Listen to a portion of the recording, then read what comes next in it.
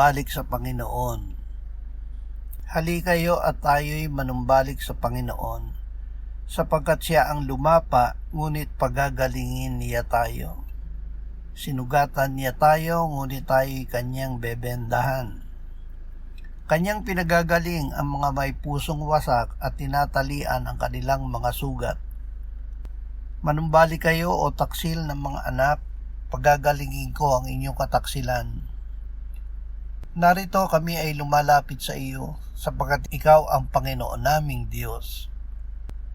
Kaya't kayo'y magpakumbaba sa ilalim ng makapangyarihang kamay ng Diyos, upang kayo'y kanyang itaas sa takdang panahon.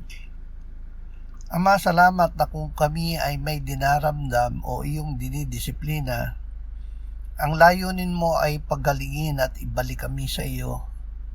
Gawin mo kaming mapagpakumbaba sa araw na ito upang ikaw ang maging lahat-lahat sa amin. Amen.